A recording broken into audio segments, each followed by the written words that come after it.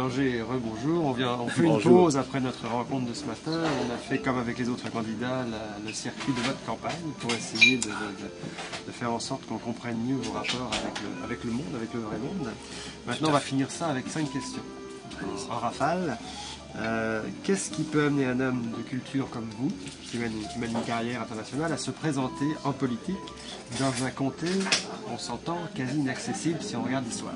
Tout à fait. Écoutez, je pense que la seule réponse que j'ai à vous donner rapidement, c'est par amour. Autant j'aime la musique, et cette région qui est le pays natal de mon père, ben moi, c'est viscéral. Bon, vous savez que les Bélanger, le Seigneur, Mélilet, ben oui, je suis descendant du Seigneur. Si je remonte historiquement, c'est notre ancêtre, François Bélanger. Je pense que si j'avais une réponse à vous dire, c'est par amour, mais ça n'exclut pas le fait que j'aime la musique aussi. Alors maintenant, lorsque les gens du comité sont venus me trouver, écoutez, mon engagement politique sérieux, là, il commence le jour du déclenchement des élections.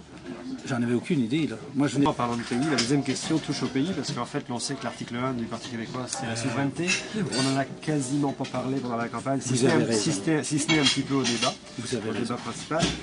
Et est-ce que c'est une fausse représentation que fait le PQ actuellement? Bon, écoutez bien, on va replacer les choses dans la situation. On n'est pas prêt. Et particulièrement, vous avez vu ici dans le comté, j'ai presque pas d'affiches. D'abord, on n'a pas beaucoup d'argent.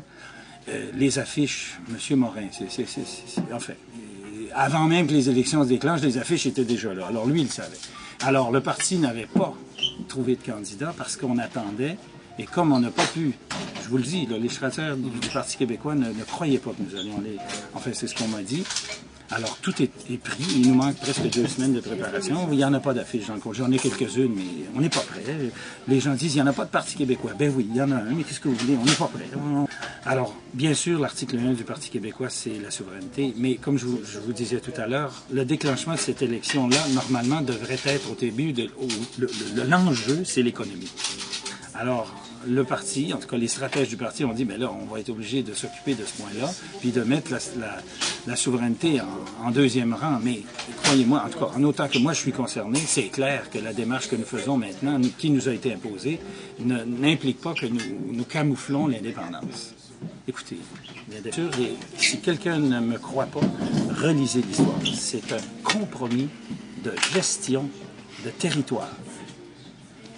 Des fois mal réussi, parce qu'il y a eu des erreurs magistrales, dans d'autres cas peut-être bien. Mais à la base, compromis de gestion de territoire, et les pères de la Confédération se sont attardés à faire ça. Il y avait le Haut, le Bas-Canada. Lisez l'histoire, tout est là. Il nous manque des pouvoirs. On paie des taxes dans ce compromis de gestion-là, puis il faut aller quémander le retour. C'est un problème de gestion là aussi. C'est ça la souveraineté. Mais pensez-vous que le Québec va se promener avec des murailles comme on fait actuellement en Palestine? Voyons. On enchaîne. Oui. On en a parlé aussi ce matin, la quantité de promesses qu'on voit circuler dans tous les partis depuis le début de la campagne. Est-ce que c'est pas ça finalement qui va tuer la politique, qui va tuer la démocratie et qui va même nuire à l'intégrité des hommes politiques? Vous avez beaucoup d'éléments intéressants. Oui, ça tue la démocratie. Oui, c'est une poudre aux yeux.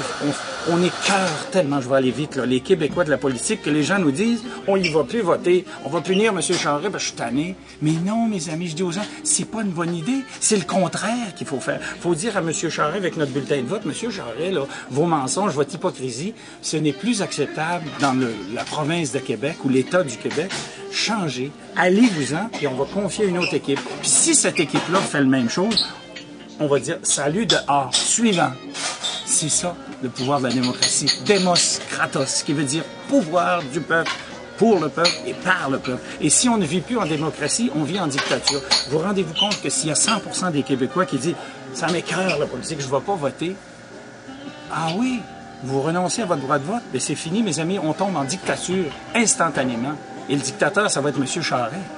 C'est lui qui déclenche ça. Il met tellement de poudre aux yeux aux gens. Dépensez, regardez là, votre ceinture, ouvrez-la, on a de l'argent plein nos poches, la sacoche de madame. Voyons, c'est une blague, ça. C'est le contraire qu'il faut dire aux gens. Serrez-la, la ceinture, on ne sait pas ce qui s'en vient, puis ça va faire mal. C'est ça la vérité. Puis les seules mesures transitoires qu'on nous propose, c'est de supporter les éléments les plus dynamiques de notre société en culture, pour les aider. Mais si la crise continue, même cette intervention-là économique va nous avoir coûté de l'argent qu'on n'a pas.